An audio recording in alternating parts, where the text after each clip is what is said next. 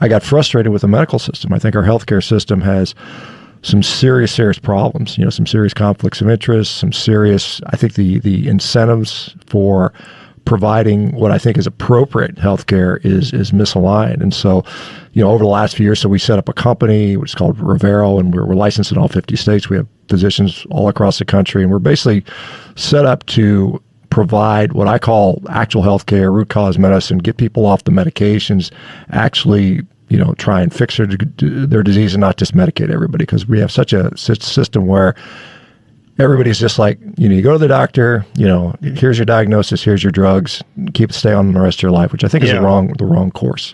Yeah, I couldn't agree more. What's the name of the company again? So the company's called Rivero, Revero. And so we raised a bunch of money from crowdfunding and also a bunch of venture capitalists. And so we've been basically building that. We've got thousands of people that are basically on the waiting list. We launch in a couple of weeks. And so, so like I said, it's going to be something that I think will provide healthcare as it should be, instead of, like I said, instead of just the symptom management, putting Band-Aids on stuff, actually getting people healthy.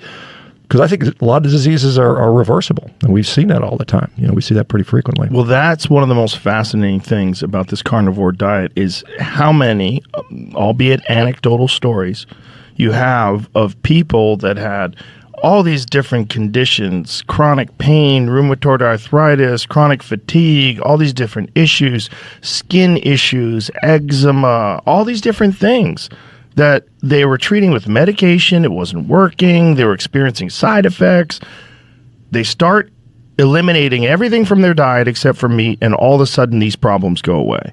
I mean, there's too many of those stories for it to be ignored.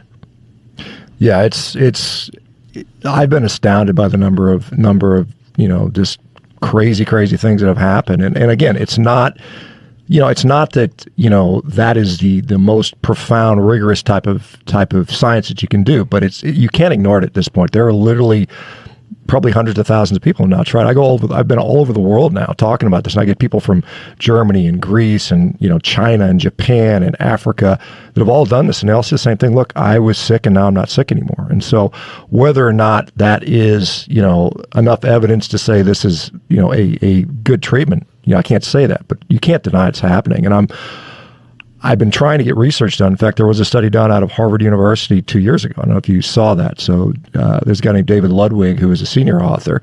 And David, I've talked to him. He is the most ethical, just like he does not want any money from industry. He refuses to take anything. He's like, I want to make sure I do pure science. And they did a study, and they looked at 2,000 people on a carnivore diet. And basically what they saw was like 95% of the people, significant improvement across the board. Now, the thing that was interesting to me is that diabetics, we had like 225 diabetics in that population. 92% of them came off all their insulin. These are all type 2s. That's insane. So that's 100% came off all these other injectable drugs, the GLP-1 receptor agonists, which we've heard so much about lately, the Ozempics and things like that. Semaglutide, right. Came off something called a PCSK9 inhibitor. No, sorry, the SGLT2 inhibitors. 84% came off their metformin. So it's just like, this is clearly at least at the very least, a therapeutic tool. And that's how I push this. I don't tell, I wrote a book on this. I didn't say humans are carnivores. I said humans are opportunistic omnivores. If we were living in the Middle Ages and we were out hunting mammoths, and all of a sudden, the Ice Ages were out, and we came across a tree full of Twinkies. I mean, shit, I'm gonna eat that. We'd try, right? We'd eat it, right? Because we would. But I mean, it's and there's obviously people that eat plants that aren't dead and are doing okay. So we're omnivores, but from a disease, mitigation standpoint, I mean, a therapeutic carnivore diet is tremendously effective. I mean, it's one of the more effective things I've seen across the board. And so, at the very least, you'd say, let's explore that aspect of it, because, like I said, there's people that are suffering, and we've got so many people. I know we may talk about vegan, carnivore, all the, everything in between, but I think at the end of the day, everybody's eating processed garbage. I mean, we're just eating bullshit. I mean, and that is really one of the problems. And the one thing, and you said this, Joe, when you eat just meat, you're like, I don't want that other bullshit, because you're actually satiated. And this is a thing that's, I think, problematic, because if you look at, there was a study that just came out now looking at the financial incentive for ultra-processed food. Why do we have this stuff? So you look at the big asset management groups. You've got BlackRock, you've got Vanguard, you've got State Street and Capital, and I can't remember the full names on these, but those guys collectively own huge portions of Nestle, PepsiCo, all these other processed food companies. And they also have significant shares in pharmaceutical manufacturers. So you sicken the population by feeding them garbage, and then you profit on their disease. And I think that's what's going on. And I think it's really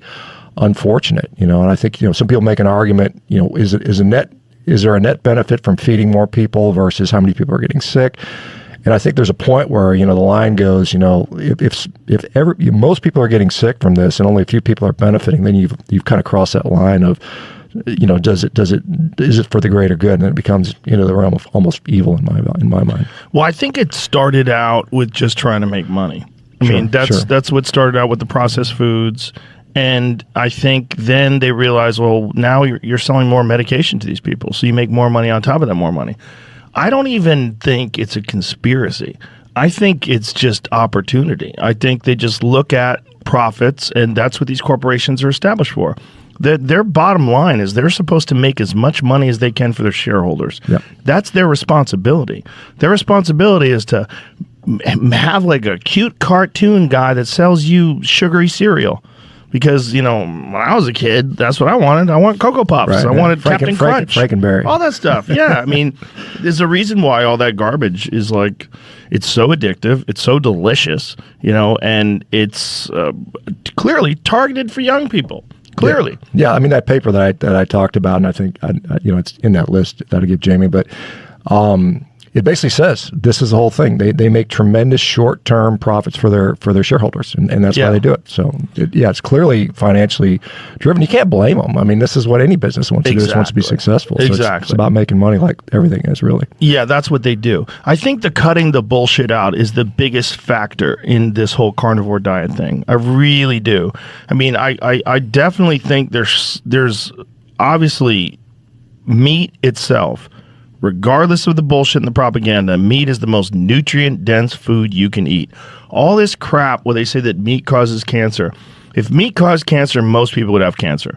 95+% of the population on Earth eats meat.